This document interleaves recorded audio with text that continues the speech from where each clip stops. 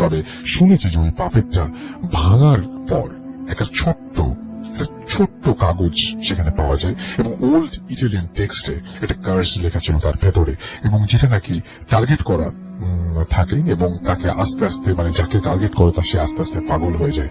এবং কার্সটা ডিস্ট্রয় করেছে কি ভাবে সেটা আমি জানি না, ব্ল্যাক ম্যাজিক ছিল কিনা তাও জানি না, তবে নিজের চোখে আমার ফ্রেন্ডকে অসুস্থ হয়ে এবং ভালো হয়ে যেতে দেখেছি। আশা করি ভালো লেগেছে। ভূত ফিল্মের সবাইকে অনেক শুভেচ্ছা। রাসেল ভাই আপনাকে অনেক শুভেচ্ছা, ভালো থাকবেন।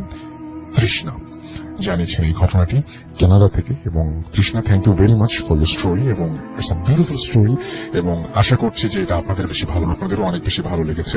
এবং আমার মনে হয় সেটা হচ্ছে যে এরকম ঘটনা আপনার কাছেও আছে, সেই ঘটনা লিখে পাঠাতে হলে bhuteFM@radio50.fm ইজ রাইট অ্যাড্রেস, এবং সেখানে আপনি পাঠিয়ে দিন।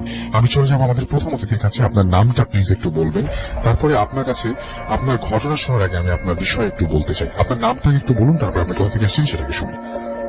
আমি আরো বলছি, দুই থেকে এসেছি আমি। ফেসবুকে ফ্রেন্ড আমাকে ধ্রুব মারুফ ইস্তে নামে চেনে। ওকে, তো আপনি গত শুক্রবারে আমাকে নক করেন, এবং গত শুক্রবারে আপনি আমাকে বলেন যে আপনি ভূত এফএম আসতে চান, এবং তারপরে খুব একটা দুঃখজনক ঘটনা ঘটে। রবিবারে আপনার মা মারা যান, এবং আমরা তার বিদেহী আত্মার প্রতি তার মাগফিরাত কামনা করছি, এবং সবাইকে রিকোয়েস্ট করছি যে ওনার মায়ের জন্য দোয়া করবেন। মারুফ ভাইয়ের মা যেন তার আত্মা যেন শান্তি পান, সেই দোয়াটা করবেন। এবং তারপরেও যে আজকে উনি উপস্থিত হয়েছেন তার ঘটনা শেয়ার করার জন্য, এই জন্য অনেক অনেক অনেক অনেক ধন্যবাদ। কথা দিয়ে কথা রেখেছেন তিনি, কিন্তু মাঝখানে ঘটে গেছে একটা বিরাট বিপর্যয়। সেই প্রসঙ্গে আমরা না যাই, সবারই মন খারাপ হয়ে যাবে। তো আমরা চলে যাই আপনার ঘটনায়, এবং আপনি অনেকগুলো ঘটনা বলেছেন। শেষ যে ঘটনাটা বলেছেন সেই ঘটনাটা দিয়ে আমরা শুরু করতে চাই আজকে ভূত এফএম। হ্যালো লিসেনার্স, আমি মারুফ বলছি। ফ্রেন্ডরা আপনারা আমাকে চিনেন মারুফ নামে, ফেসবুক ফ্রেন্ডরা চিনেন ধ্রুব মারুফ ইস্তে নামে। তো আমার ফার্স্ট স্টোরিটা ছিল 2016 সালে গুলশানের কোন একটা এলাকায়, আমি নামটা প্রকাশ করছি না। তো ওই বাসাটা আমি ভাড়া নেওয়ার 1 মাস পরে ঘটনা। আমি একদিন রাত্রে বাসায় একা ছিলাম, ভূতপ্রেমটা শোনা আমার নেশাইটা। তো ভূতপ্রেম শোনা শেষ করে আমি শুয়ে পড়ি। তো আমার বাসার বর্ণনাটা দিয়ে, আমার বাসার ছিল 1st ফ্লোর, এবং আমার বাসায় একটা হাইরাইজ বিল্ডিং ছিল, ওটার গ্যারেজটা ছিল আমার বাসার ওই লেভেল ছিল। তো ওটার আলোতে আমার রুমটা আলোকিত থাকতো। আমি শুয়ে পড়ার কিছুক্ষণ পর আমার যখন তন্দা লেগে আসে, তখন হঠাৎ করে মনে হলো পিছন দিয়ে কেউ আমাকে পুশ করলো। আমি যখন পাশ ফিরে তাকায় দেখি কেউ নাই। আমি যখন আবার আমার দিকে ফিরি, তখন দেখি আমি কাউকে হাত করে শুয়ে আছি। আমি ভালো করে যখন দেখতে যাই, দেখি যে আমি একটা মানুষকে হাত করে শুয়ে আছি। একটা মানুষ ছিল আপনার পাশে? আমার পাশে একজন মানুষকে আমি হাত করে শুয়ে আছি। যদিও আমার হ্যাবিট ছোট একটা পিলো বুকের মধ্যে জড়িয়ে, আমার ছোটকাল থেকে হ্যাবিট একটা পিলো বুকের মধ্যে জড়িয়ে শুয়ে থাকা। আচ্ছা, ঠিক সেভাবে আমি শুয়েছিলাম। বাট আমি যখন আমার সেন্সটা আসে, তখন থেকে আমি একজন মানুষকে হাত করে শুয়ে আছি।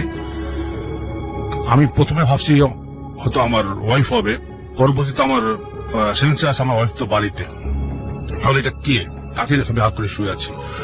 তো আমি স্বপ্নে না বাস্তবে এটা কনফার্ম হওয়ার জন্য আমি ভালোভাবে আমার রুমটা চেক করি। ওই শোয়া অবস্থায় দেখি যে আমার রুমে আমি সজাগ আছি, এবং রুমের যেটা যেখানে থাকার কথা, যেটা যে কালার, এভরিথিং সব স্পষ্ট দেখা যাচ্ছে গ্যারেজের আলোতে। তো আমি কনফার্ম যে আমি স্বপ্নে না, আমি বাস্তবে আছি। তারপর আমি ওই মানুষটাকে হাত দিয়ে পরীক্ষা করে দেখি যে হ্যাঁ, এটা কোনো পুতুল বা মূর্তি নাকি এটা মানুষই। আমি স্পষ্ট টের পাই যেটা মানুষ আমি হাত করে শুয়ে আছি। আপনি বোঝার চেষ্টা করছেন হাত দিয়ে দেখতেছিলাম যেটা আমি কি হাত করে শুয়ে আছি। যখন আমি কনফার্ম হলাম যেটা মানুষকে আমি হাত করে শুয়ে আছি, তখন আমার সারা শরীর ঠান্ডা।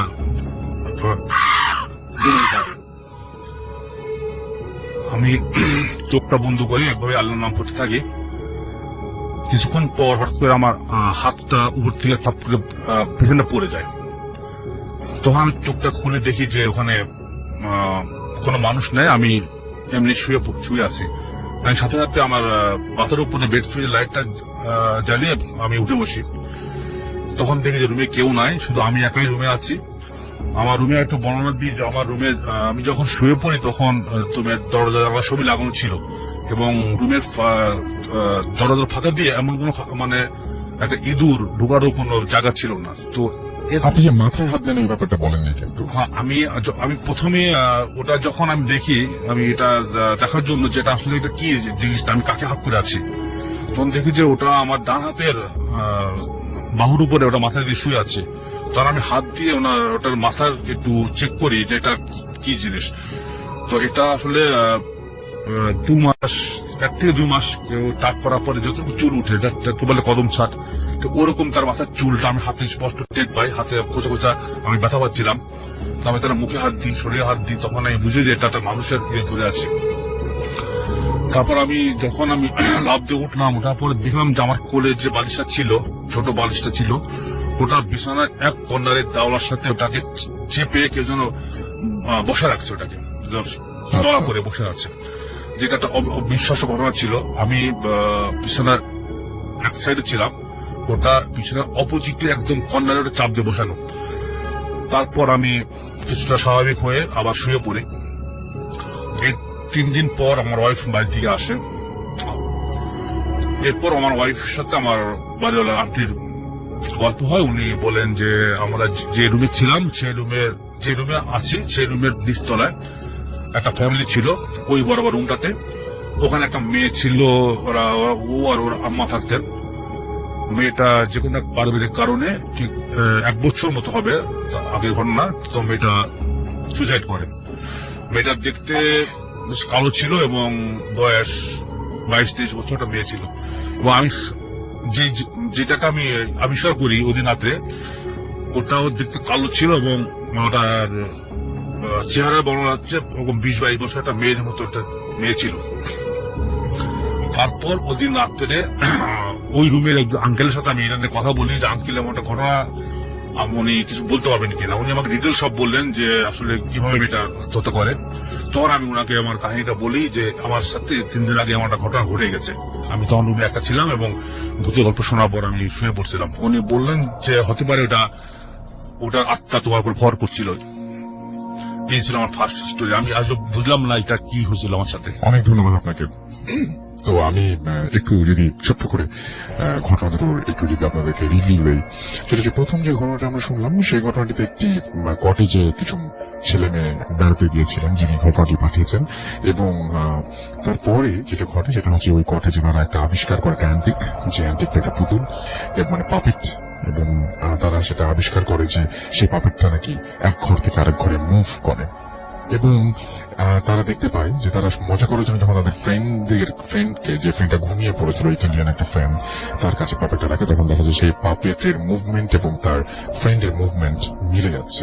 এবং তারপরে তার প্রচন্ড জ্বর আসে, আরো অনেক কিছু, আপনার সবাই শুনলেন সবকিছু। এবং শেষ মুহূর্তে তাকে একজন ডাক্তারের কাছে নিয়ে যাওয়া হয় এবং সেই ডাক্তার তাকে একটা পাথর দেয়। এবং সেই পাথরটা দেওয়ার পরে যেটা হয়, এবং সে বলে যে আমি ওই পাপেটটা দেখতে চাই। এবং পাপেটটা নিয়ে যাওয়ার পরে সেই পাপেট থেকে আবার ধরনের একটা কাগজ বের হয়। অ্যান্টিক অনেকেই আমরা জমাই এবং অনেকেরই শখ থাকে, কিন্তু আমি সবসময়ই বলি এটা যে অ্যান্টিক কেনার সময় খুব সাবধান। এবং অ্যান্টিক কেনার পরে যদি আপনার বাসায় কোনো পরিবর্তন আপনি দেখেন, যে কোনো ধরনের কোনো চেঞ্জ আসছে, তাহলে দেরি না করে অবশ্যই যারা এই সমস্ত বিষয় জানেন তাদের কাছ থেকে সাহায্য নিতে পারেন। এবং আপনি খুব খেয়াল করবেন যে আপনার বাসায় কোনো অ্যান্টিক আনার পরে সেটা আপনার বাসায় কোনো পরিবর্তন এনেছে কিনা। এবং এগুলো কিন্তু মাঝে মাঝে সরালেও অনেক পরিবর্তন, অনেক ধরনের ঝামেলা টামেলা হয়। তো এবং সবচেয়ে বড় কথা যে অ্যান্টিকটা আপনি কিনছেন এটা কোথায় ছিল, কে ব্যবহার করেছেন। সেকেন্ড ঘটনাটার কথা চিন্তা করুন, আপনি আপনার ঘরে শুয়ে আছেন রেগুলার আপনার বিছানায়, এবং আপনি জানেন যে আপনার পাশে কারো শুয়ে থাকার কথা না, এই রুমে আপনি একা আছেন, দরজা জানালা সব বন্ধ, কারো আসার কোনো কারণ নেই। হঠাৎ করে আপনি রাতের বেলা যদি অনুভব করেন যে আপনার পাশে কেউ শুয়ে আছে এবং আপনার বালিশটির পরিবর্তে একটি মানুষ, যার মাথায় কদম ছাট চুল এবং যার মাথায় হাত দিলে আপনার হাতে স্পর্শে আপনি ব্যথা পাচ্ছেন, সেই রকম একটা মানুষ, যে মানুষটি কিনা পরে জানতে পারলেন যে বেশ কিছুদিন আগে সুইসাইড করেছে। তো এই ঘটনা দুটো শুনে আপনার কি মনে হয়? খুব অদ্ভুত না? প্রথম ঘটনাটি একটা পাপেট, যেটা একটা অ্যান্টিকের ঘটনা। এবং অ্যান্টিক কালেক্ট করতেন এরকম একজনের ঘটনা, এবং সেখান থেকে ভয়াবহ একটা পরিণতির দিকে নিয়ে আসে। যদিও আল্লাহর রহমতে পরে সুস্থ হয়েছেন সেই ভদ্রলোক, কিন্তু পরের যে ঘটনাটি সেই ঘটনাটিও খুব অদ্ভুত। এই ঘটনাটির ব্যাখ্যা উনি এখনো পাননি, এখনো উনি ওনারা সেই ঘটনার ব্যাখ্যা খুঁজে বেড়াচ্ছেন। খুবই অদ্ভুত কিন্তু দুটো ঘটনাই। আশা করছি যে এই দুটো ঘটনা আপনাকে যথেষ্ট আনন্দ দিতে পেরেছে। এখন যেটা করব সেটা হচ্ছে যে আমরা সরাসরি চলে যাব, আমাদের একজন অতিথি আছেন এখানে যাকে আপনারা সবাই চেনেন এবং লাইভে অলরেডি হয়তো দেখেও ফেলেছেন। আমাদের এখানে আছেন আফনান ভাই, তার কাছে আমরা যাব। তবে তার আগে আমি একটু চেষ্টা করব কিছু মেসেজ পড়ার, তবে না, মেসেজটা পড়তে পারবো না মনে হচ্ছে। আপনাদের কমেন্ট যেগুলো সেগুলো একটু পরেই পড়ি। আপাতত ঘটনায় শোনা যায়। আফনান ভাই, শুনি আপনার প্রথম ঘটনা। ধন্যবাদ রাসেল ভাই। আসসালামু আলাইকুম। ওয়ালাইকুম আসসালাম। সবাইকে শুভেচ্ছা। রাসেল ভাই, এখন যে ঘটনাটি আমি শেয়ার করব সেই ঘটনাটি আসলে আমাদের বাংলাদেশের ঘটনা না, কিন্তু স্টিল নাও এখন পর্যন্ত ওই ফ্যামিলির সাথে ওই জিন দম্পতির সম্পর্ক অনেক ভালো। তো আমার কাছে রাসেল ভাই অদ্ভুত লেগেছে যে আমরা সাধারণত দেখি যে জিনে অ্যাটাক করলে আমরা তো ছাড়ানোর চেষ্টা করি, তো এখানে যে জিনের সন্তান ওখানে কবর আছে, এই খবর, এই জিনিসটা শুনে ওই মালিক নিজেই তাদের জন্য জায়গা ছেড়ে দিয়েছে। এবং এই ঘটনায় জিনেরা এত খুশি হয়েছে ওই দম্পতি, স্টিল নাও ওই জিনের দম্পতি ওদেরকে ওরা পরিবার বানিয়ে নিয়েছে। এবং এখন পর্যন্ত রাসাল খাইমের ওই যে বাড়িটা আছে আর কি পার্সিয়ান গালফের কাছাকাছি, মোটামুটি ওখানকার স্থানীয় লোকেরা সবাই জানে যে এই ফ্যামিলিতে জিন দেখা যায়, গেলেই জিন দেখা যায়। এবং আব্দুল রহিম ভাই উনি 2008 সাল পর্যন্ত ফ্যামিলিতে ছিলেন, পরে ওনার ভিসার মেয়াদ শেষ হওয়ার পরে উনি বাংলাদেশে চলে আসেন। এটা কতটুকু ভয়ঙ্কর ঘটনা আমি বলতে পারবো না, তবে আমার কাছে খুব অদ্ভুত লেগেছে যে এমনও হয়। সেটা আমার কাছে খুব অদ্ভুত লেগেছে। First story. Thank you so much. আপনার সেকেন্ড ঘটনার জন্য আপনার কাছে আবারও ফিরে আসবো। আপাতত কিছু আমরা আমাদের কমেন্ট পড়ে ফেলি। ঝালকাঠি থেকে অরূপ হালদার আমাদের লিখছেন যে ঝালকাঠি থেকে শুনছি। এমডি সাব্বির আহমেদ লিখছেন 4G নেটওয়ার্কে তিনি অ্যাপ দিয়ে ফুর্তি শুনছেন। এমডি রেশাদ খান আমাকে লিখেছেন যে আফরান ভাই অলওয়েজ স্পেশাল। আমাদেরকে লিখেছেন রফসান আহমেদ আলম রিজন, এবং তিনি বলছেন শুক্রবার রাত 11:59 জন্য অপেক্ষা। শুক্রবার মানে ভয়ঙ্কর অনুভূতি। সন্দীপ শান্তদীপ চক্রবর্তী লিখেছেন I am from Kolkata. It has become a habit to wait for the whole week and start my weekend party with both of them. Give it up. All good wishes from all of us in Kolkata. Thank you so much. Thanks for being with us. এবং আশা করছি যে আপনার যে সমস্ত বন্ধুরা যারা কলকাতায় আমাদের শুনছেন তাদেরকেও আপনি আমাদের হয়ে শুভেচ্ছা পৌঁছে দেবেন, এবং আশা করছি যে আপনারা ভালো থাকবেন, সুস্থ থাকবেন, সুন্দর থাকবেন, এবং মোস্ট ইম্পর্টেন্টলি ভূত ফিল্মের সাথে থাকবেন। আমরা চলে যাচ্ছি আরিফিন রহমান লাহিম তার কাছে, এবং তিনি পুরান ঢাকা গ্যান্ডেরিয়া থেকে শুনছেন আমাদেরকে। নির্জন জুনিয়র আছেন আমাদের সঙ্গে, শিবলি হাসান আছেন সিরাজগঞ্জ থেকে আমাদের সঙ্গে আছেন দেখতে পাচ্ছি রিফাত আহমেদ, এবং মান্না আমাদের সঙ্গে আছেন, এবং আমাদের সঙ্গে আছেন দেখতে পাচ্ছি স্বপ্নীল নিলয়। এছাড়াও আমাদের সঙ্গে আছেন দেখতে পাচ্ছি মাহমুদ কিরণ, রকিব যশোর থেকে আমাদের সঙ্গে আছেন। আমাদের সঙ্গে আছেন এমডি মিলাজুম মুনিজ, এবং আমাদের সঙ্গে আছেন মেহেদি হাসান সানি। কেমন আছেন জানতে চাইছেন। আমি সবসময় ভালো থাকি, সবসময় ভালোর দলে। আমাদের সঙ্গে আছেন ওয়ালিদ হাসান, এছাড়াও এমডি কাজী বিল্লাল এইচআর আমাদের সঙ্গে আছেন সৌদি আরবিয়ার রিয়াদ থেকে শুনছেন, এবং তিনি একটা কোম্পানিতে জব করেন, সেই কোম্পানির নামও লিখেছেন সেখানে। নাহিদ প্রান্ত আমাদের সঙ্গে আছেন, এবং আমাদের সঙ্গে আছেন দেখতে পাচ্ছি অ্যালবার্ট্রাস রবিন। এইচএসসি পরীক্ষার জন্য 3 মাস পরে আজকে আবার ভূত এফএম শুনছি। ওয়েলকাম ব্যাক, এবং আশা করছি আপনাকে রেগুলার আপনাকে আবার পাবো। তন্ময় গাইন আমাদের সঙ্গে আছেন, এবং তিনি শুনছেন বরিশাল থেকে। আমাদের সঙ্গে আছেন দেখতে পাচ্ছি এমডি নুরুন নবী ইসলাম, আমাদের সঙ্গে আছেন ফাহিম হুসাইন দীপু নাটক থেকে শুনছেন তিনি। কাজী খালেদ মাহমুদ আমাদের সঙ্গে আছেন, এবং তিনি হচ্ছেন বেস্ট এফএম শো। এবং আমাদের সঙ্গে আছেন আরাফাত আবিদ উত্তর বাড্ডা থেকে তিনি শুনছেন, এবং 3 বছর ধরে তিনি ভূত এফএম শোনেন, এবং আজকে প্রথম কমেন্ট করবেন। ওকে, আরিয়ান আমাদের সঙ্গে আছেন মিঠুন আহমেদ, এছাড়াও মোহাম্মদ কাউসার আহমেদ তুষার আমাদের সঙ্গে আছেন। নাজমুল হাসান শিপন আমাদের সঙ্গে আছেন দেখতে পাচ্ছি এমডি শাহিন, এছাড়াও রবিউল ইসলাম, আরফিকা শারিন শফিক মৃদুলা আমাদের সঙ্গে আছেন, ফেনী থেকে শুনছেন তিনি। কে আর সাহিব আমাদের সঙ্গে আছেন দেখতে পাচ্ছি। অবুজ বালক রাতুল, এছাড়াও শাহাদাত ইসলাম আমাদের সঙ্গে আছেন। বিদ্যুৎ চমকাচ্ছে, খোলা আকাশের নিচে বসে আছি একা, বেশ ভালো লাগছে, হয়ে যাক স্পেশাল পর্ব। অরূপ বিশ্বাস আমাদের সঙ্গে আছেন, টাঙ্গাইল থেকে শুনছেন তিনি। জয়দেব জয়েব আমাদের সঙ্গে আছেন। জিয়া আলী, এছাড়া আমাদের সঙ্গে আছেন নিলয়, প্রিন্স কাউসার, ইশরাত পিয়া, রবিন হোসাইন সহ আরো অনেকে, সঞ্জিদা, মার্টিন সেতু আমাদের সঙ্গে আছেন। ভূত এফএমের যে পেজটা সেখান থেকে পড়ছিলাম, রেডিও ফুর্তি যে পেজ সেখান থেকে দেখতে পাচ্ছি আদিব শুনছেন, এমডি আদিব হোসেন দুবাই থেকে অ্যাপ দিয়ে শুনছেন তিনি। খুলনা থেকে শুনছেন আর যে হিরক, এমডি প্যাভেল প্রধান আমাদের সঙ্গে আছেন। মোহাম্মদ শামসুল তালুকদার আমাদের সঙ্গে আছেন রেকসন প্রিন্স নাওয়াল, রিঙ্কি করিম আমাদের সঙ্গে আছেন। নওগাঁ থেকে শুনছেন তিনি, নওগাঁ থেকে শুনছেন এমডি নাইম হাসান, এছাড়াও তাসফিন আমাদের সঙ্গে আছেন দেখতে পাচ্ছি। সৌরভ দত্ত আমাদের সঙ্গে আছেন। রায়হান রাহাত, এছাড়াও অ্যাডভান্স ঈদ মুবারক জানিয়েছেন আমাদেরকে। নাইমুস সাবা আমাদের সঙ্গে আছেন দেখতে পাচ্ছি। এছাড়াও এমডি কবিরুল ইসলাম আছেন আমাদের সঙ্গে দেখতে পাচ্ছি। এছাড়াও স্মার্ট শাকিল খান, এছাড়াও মোয়াজ আমাদের সঙ্গে আছেন।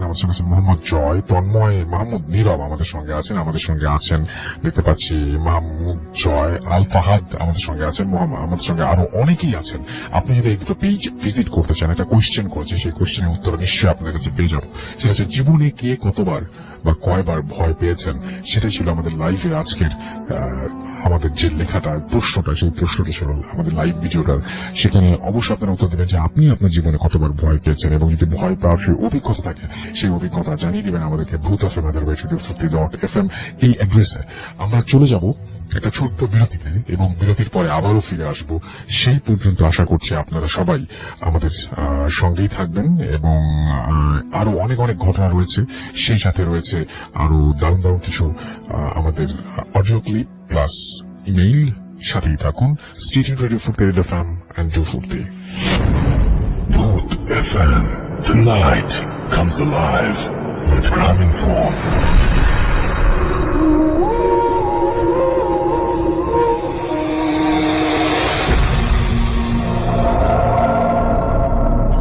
শুনছেন সবসময় রেডিও ফুর্তি, রেডিও এফএম। আমি রাসেল আছি সাথে, আমার সাথে রয়েছেন মাসুম ভাই, এবং আজকে অতিথি আপনাদের সবাইকে আরো একবার স্বাগত জানাচ্ছি ভূত এফএমে, এবং আশা করছি যে যারা আমাদের সঙ্গে আছেন তারা ভালো আছেন এবং সবসময় ভালোর দলেই আছেন।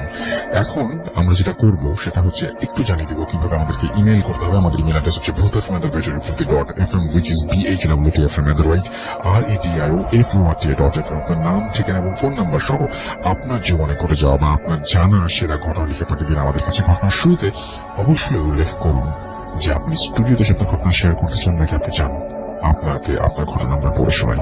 মানুষের জীবনে অনেক অদ্ভুত ঘটনা ঘটে। মানুষ অনেক কিছুই অনেক সময় আগে থেকে টের পেয়ে যায়।